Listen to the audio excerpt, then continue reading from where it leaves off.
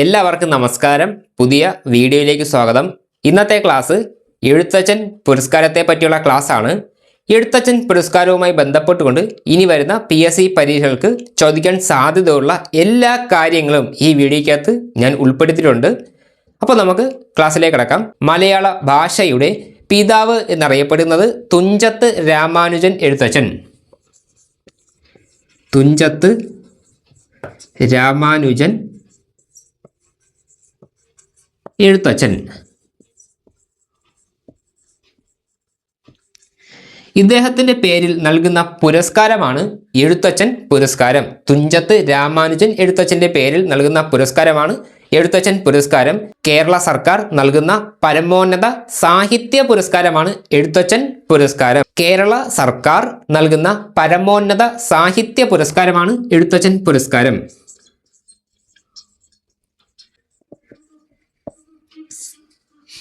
എഴുത്തച്ഛൻ പുരസ്കാരം നൽകി തുടങ്ങിയത് 1993 മുതലാണ്. 1993 എഴുത്തച്ഛൻ പുരസ്കാരം ആദ്യമായിട്ട് നൽകിയത്. എഴുത്തച്ഛൻ പുരസ്കാരത്തിന്റെ ആദ്യത്തെ വിജയി ശൂരനാട് കുഞ്ഞംപിള്ള. ഫസ്റ്റത്തെ ആള് ശൂരനാട് കുഞ്ഞൻപിള്ള.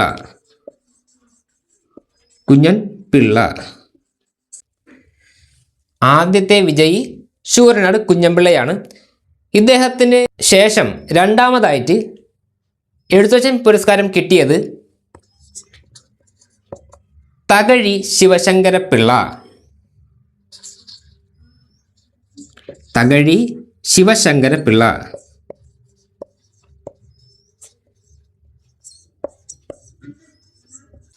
എഴുത്തച്ഛൻ പുരസ്കാരം മൂന്നാമതായിട്ട് കിട്ടിയത് ബാലാമണിയമ്മ.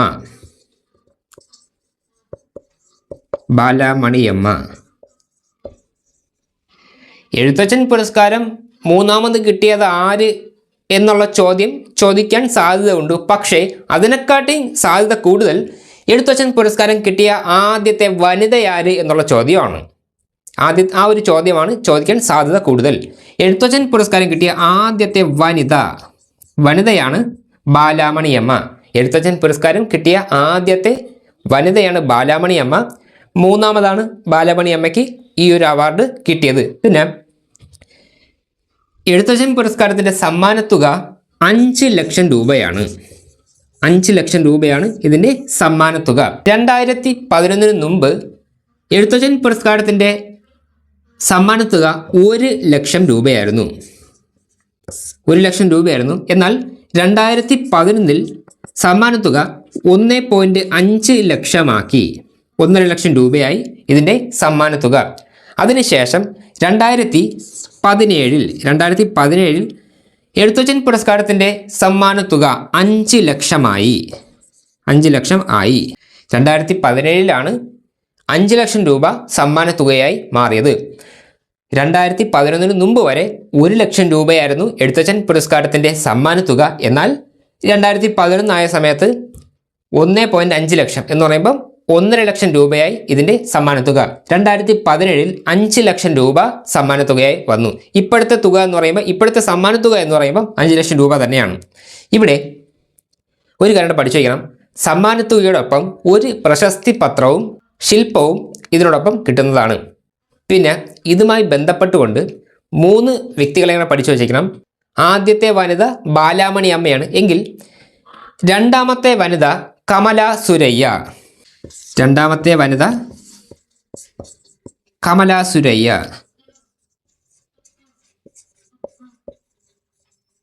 കമല സുരയ്യയ്ക്ക് എഴുത്തച്ഛൻ പുരസ്കാരം കിട്ടിയത് 2002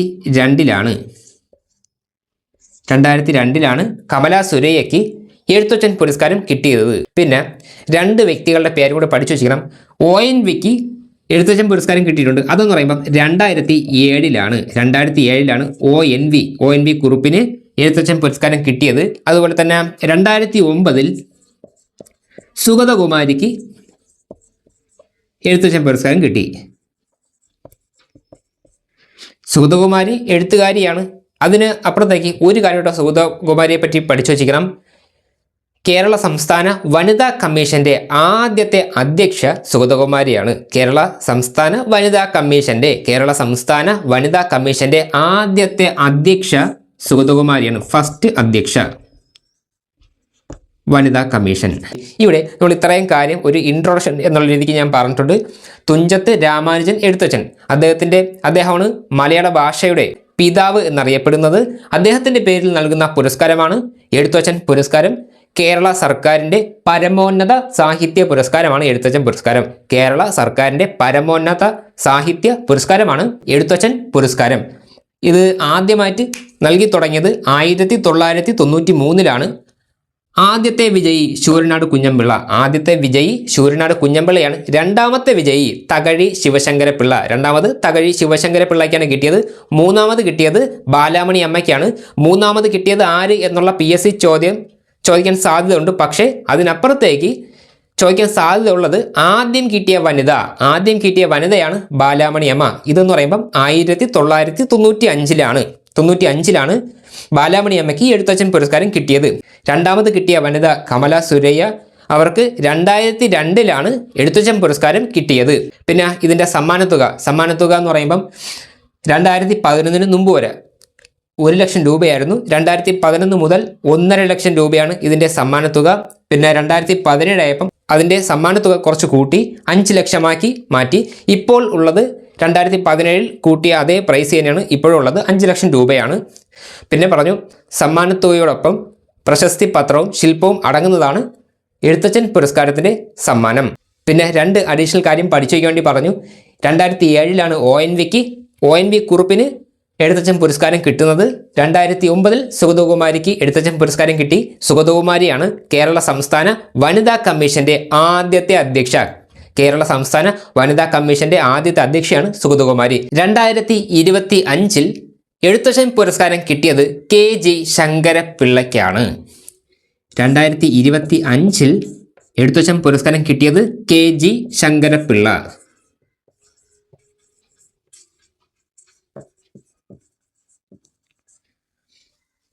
ഇവിടെ ഇദ്ദേഹത്തിൻ്റെ കുറച്ച് കൃതികൾ നമുക്ക് പഠിച്ചു വയ്ക്കാം. അതിനോടൊപ്പം തന്നെ ഇദ്ദേഹത്തിന് കുറച്ച് മറ്റ് അവാർഡുകൾ കിട്ടിയിട്ടുണ്ട്. അത് നമുക്ക് നോക്കാം. ഇദ്ദേഹത്തിന് 1998 കേരള സാഹിത്യ അക്കാദമി അവാർഡ് കിട്ടിയിട്ടുണ്ട്. കേരള സാഹിത്യ അക്കാദമി അവാർഡ് ഇദ്ദേഹത്തിന് കിട്ടിയിട്ടുണ്ട്.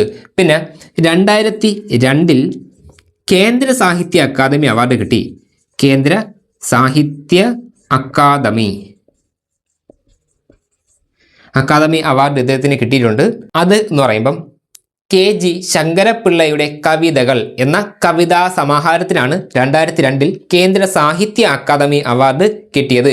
KG ശങ്കരപ്പിള്ളയുടെ കവിതകൾ എന്ന കവിതാ സമാഹാരത്തിനാണ് ഇദ്ദേഹത്തിന് 2002 കേന്ദ്ര സാഹിത്യ അക്കാദമി അവാർഡ് കിട്ടിയത്. പിന്നെ 2009 ഇദ്ദേഹത്തിന് ഓടക്കുഴൽ അവാർഡ് കിട്ടി. ഓടക്കുഴൽ പുരസ്കാരം കിട്ടി. ഇതിനുശേഷം 2018 ഇദ്ദേഹത്തിന് കേരള സാഹിത്യ അക്കാദമിയുടെ ഫെലോഷിപ്പ് കിട്ടി. 2018 കേരള സാഹിത്യ അക്കാദമിയുടെ ഫെലോഷിപ്പ്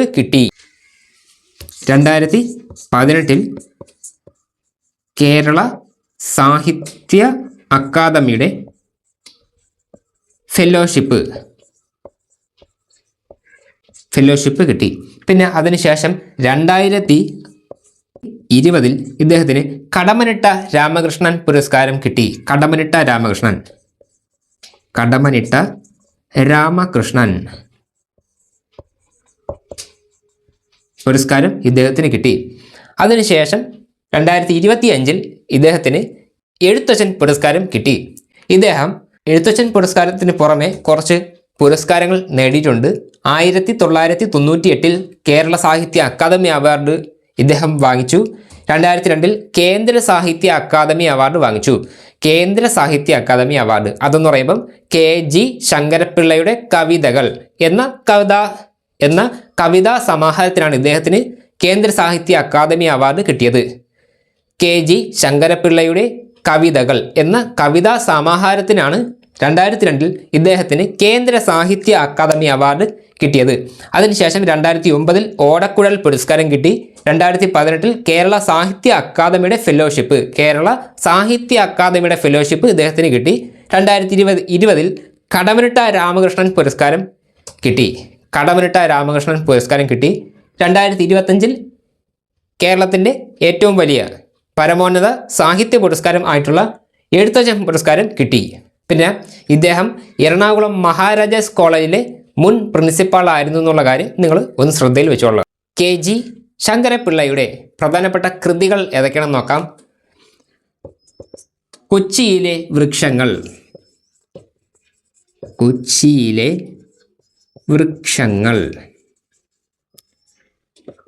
ബംഗാൾ,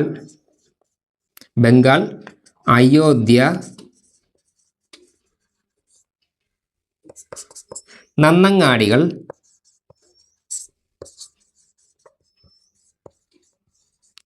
പ്രാർത്ഥിക്കുന്നെങ്കിൽ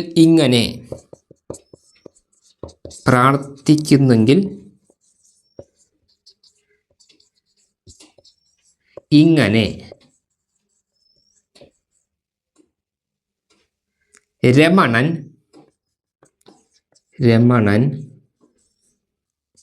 കഷണ്ടി, ഊർമിള,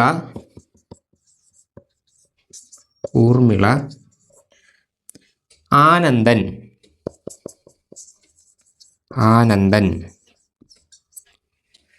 ഇത്രയും കാര്യങ്ങൾ നിങ്ങളുടെ പുസ്തകത്തിൽ ചുവപ്പ് മഷി പേരുകൊണ്ട് വരച്ച് അടയാളപ്പെടുത്തിയിട്ട് പഠിച്ചോളാം. ഇതിലേത് വേണമെങ്കിലും ഇനി വരുന്ന ഏത് പരീക്ഷയ്ക്ക് ചോദിക്കാൻ സാധ്യതയുണ്ട്. 10ാം ക്ലാസ് ലെവലിലുള്ള പരീക്ഷ ആയിരുന്നാലും ഡിഗ്രി ലെവൽ പരീക്ഷ ആയിരുന്നാലും എഴുത്തച്ഛൻ പുരസ്കാരത്തെ പറ്റി ഉറപ്പായിട്ടും ചോദിക്കും. അതുകൊണ്ട് തന്നെ ഇത്രയും കാര്യങ്ങൾ എന്ന് പറയുമ്പം KG ശങ്കരപ്പിള്ളയുടെ പ്രധാനപ്പെട്ട കൃതികൾ പഠിച്ചു വച്ചിരിക്കണം. കൊച്ചിയിലെ വൃക്ഷങ്ങൾ, ബംഗാൾ,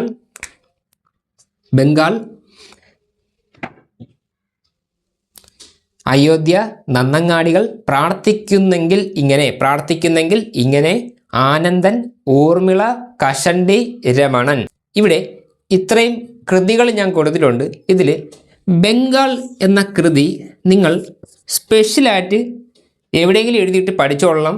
ഇത്രയും കാര്യങ്ങൾ ഉറപ്പായിട്ടും ചോദിക്കും. അതിന് അപ്പുറത്തേക്ക് കുറച്ചുകൂടെ കൂടുതൽ സാധ്യതയുള്ളത് ഈ കൃതിയാണ്. ബംഗാൾ എന്ന കൃതിയാണ് ചോദിക്കാൻ സാധ്യത കൂടുതൽ. അതുകൊണ്ട് ഇത് നിങ്ങളുടെ പുസ്തകത്തിൽ ചുവപ്പ് മഷി പേനോണ്ട് കൃത്യമായിട്ട് അടയാളപ്പെടുത്തി തന്നെ പഠിച്ചു പോകണം. ഇനി 2024 എഴുത്തച്ഛൻ പുരസ്കാരം കിട്ടിയത് ആരെന്ന് നോക്കാം. 2024 എഴുത്തച്ഛൻ പുരസ്കാരം കിട്ടിയത് NS മാധവൻ. 2024 എഴുത്തച്ഛൻ പുരസ്കാരം കിട്ടിയത് NS മാധവൻ. ഇദ്ദേഹത്തിൻ്റെ കുറച്ച് പ്രധാനപ്പെട്ട കൃതികൾ കൂടി നമുക്ക് നോക്കാം. ഇദ്ദേഹത്തിൻ്റെ ഒരു നോവലാണ് ലണ്ടൻ ബത്തേരിയിലെ ലുത്തിനിയകൾ.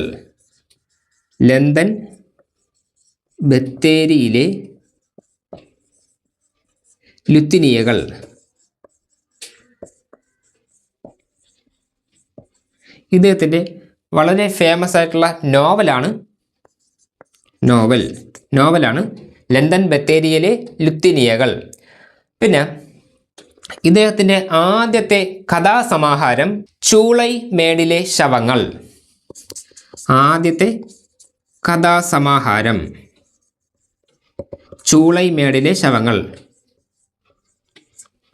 ചൂളൈ മേടിലെ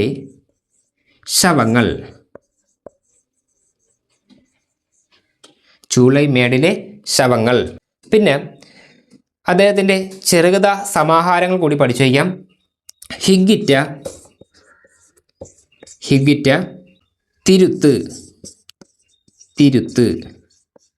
ഇതെന്ന് പറയുമ്പോൾ അദ്ദേഹത്തിൻ്റെ ചെറുകഥാ സമാഹാരങ്ങളാണ്.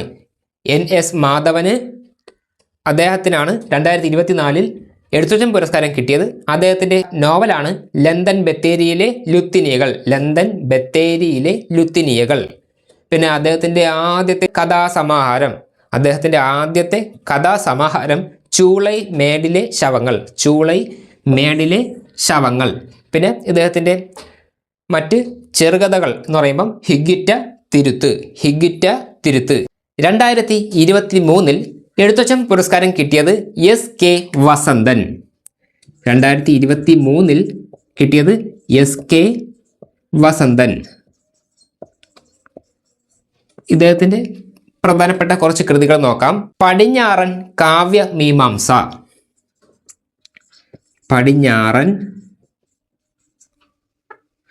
കാവ്യമീമാംസ.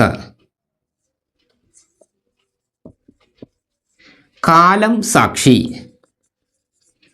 കാലം സാക്ഷി. നമ്മൾ നടന്ന വഴികൾ. നമ്മൾ നടന്ന വഴികൾ. കേരള സംസ്കാര ചരിത്ര നിഘണ്ടു. സാംസ്കാരിക ചരിത്ര നിഘണ്ടു.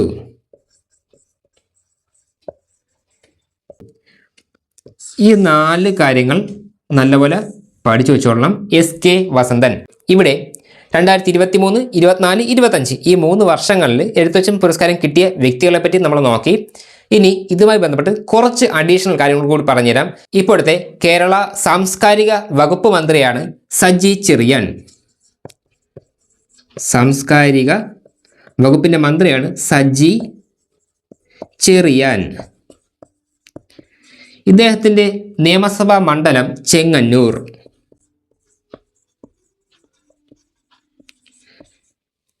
സജി ചെറിയാന്റെ നിയമസഭാ മണ്ഡലമാണ് ചെങ്ങന്നൂർ. ചെങ്ങന്നൂർ സ്ഥിതി ചെയ്യുന്നത് ഏത് ജില്ലയിലാണ്? അതെന്ന് പറയുമ്പം ആലപ്പുഴ ജില്ല. ആലപ്പുഴ ജില്ലയിലാണ് ചെങ്ങന്നൂർ സ്ഥിതി ചെയ്യുന്നത്. ഇപ്പോഴത്തെ കേരള സാഹിത്യ അക്കാദമിയുടെ പ്രസിഡന്റ് ആരാണ്?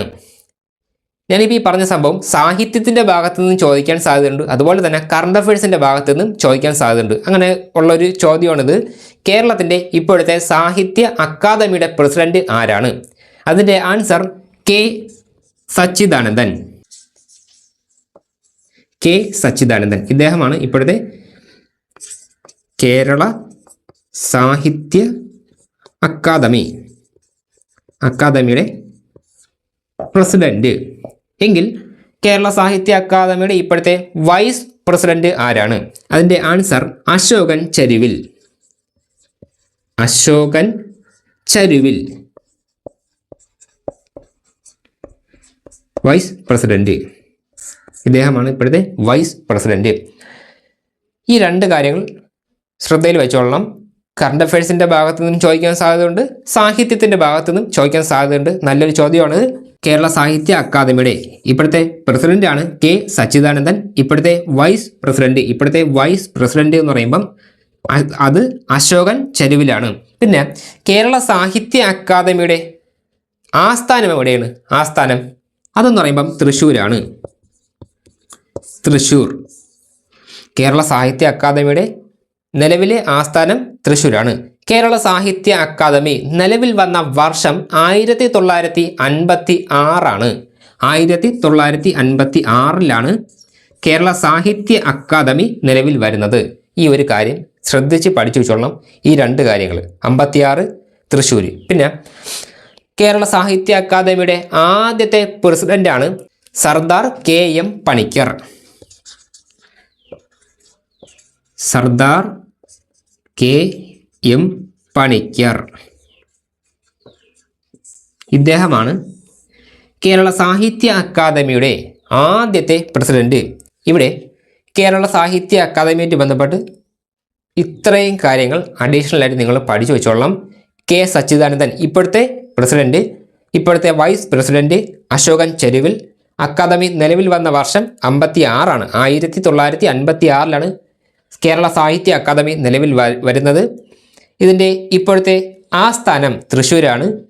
കേരള സാഹിത്യ അക്കാദമിയുടെ ആദ്യത്തെ പ്രസിഡന്റാണ് സർദാർ KM പണിക്കർ. പിന്നെ കേരള സാഹിത്യ അക്കാദമിയുടെ 2 പ്രസിദ്ധീകരണങ്ങൾ നിങ്ങൾ പഠിച്ചു വെച്ചോളണം. ഒന്ന് സാഹിത്യ ലോകം,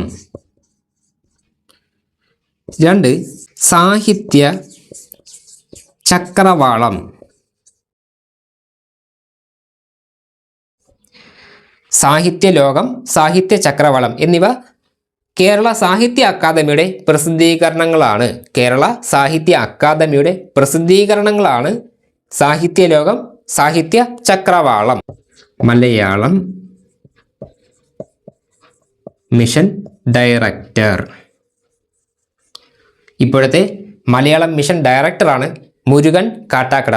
മലയാളം മിഷൻ എന്നുള്ളത് കൊണ്ട് ഉദ്ദേശിക്കുന്നത് ലോകമെമ്പാടുമുള്ള മലയാളികൾക്ക് മാതൃഭാഷ പഠനം ലഭ്യമാക്കുന്നതിനായി കേരള സർക്കാർ തുടങ്ങിയ പദ്ധതിയാണ് മലയാളം മിഷൻ. അതായത് ലോകമെമ്പാടുമുള്ള മലയാളികൾക്ക് മാതൃഭാഷാ പഠനം ലഭ്യമാക്കുന്നതിനായി കേരള സർക്കാർ തുടങ്ങിയ പദ്ധതിയാണ് മലയാളം മിഷൻ.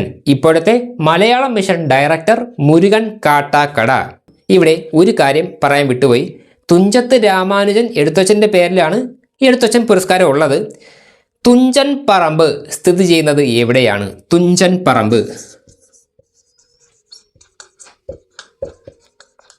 തുഞ്ചൻ പറമ്പ് സ്ഥിതി ചെയ്യുന്നത് തിരൂരാണ്. തിരൂരാണ്. തിരൂര് ഏത് ജില്ലയിലാണ് വരുന്നത്? മലപ്പുറം ജില്ല. മലപ്പുറം ജില്ലയിലാണ് തിരൂർ ഉള്ളത്. തിരൂരിലാണ് തുഞ്ചൻ പറമ്പ് ഉള്ളത്. ഇവിടെ കേരള സാഹിത്യ അക്കാദമിയുടെ 2 പ്രസിദ്ധീകരണങ്ങളാണ് സാഹിത്യലോകം, സാഹിത്യ ചക്രവാളം. സാഹിത്യലോകവും സാഹിത്യ ചക്രവാളവും. മലയാളം മിഷന്റെ ഇപ്പോഴത്തെ ഡയറക്ടറാണ് മുരുകൻ കാട്ടാക്കട. മലയാളം മിഷന്റെ ഇപ്പോഴത്തെ ഡയറക്ടർ മുരുകൻ കാട്ടാക്കട. തുഞ്ചൻ പറമ്പ് സ്ഥിതി ചെയ്യുന്നത് തിരൂർ എന്ന് പറയുമ്പോൾ അത് മലപ്പുറം ജില്ലയിലാണ് വരുന്നത്. ഇത്രയും കാര്യങ്ങൾ നല്ലപോലെ പഠിച്ചിട്ടേ പരീക്ഷയ്ക്ക് പോകാവൂ. ഈ വീഡിയോയ്ക്കകത്ത് ചുവപ്പുമഷി പേന കൊണ്ട് അടയാളപ്പെടുത്താൻ ഞാൻ പറയുന്ന കാര്യങ്ങൾ നിങ്ങളുടെ പുസ്തകത്തിൽ കൃത്യമായിട്ടും ചുവപ്പുമഷി പേന കൊണ്ട് അടയാളപ്പെടുത്തി പഠിച്ചിട്ടേ പരീക്ഷയ്ക്ക് പോകാവൂ. ഇത്രയും കാര്യങ്ങളാണ് എനിക്ക് നിങ്ങളോട് പറയാനുള്ളത്.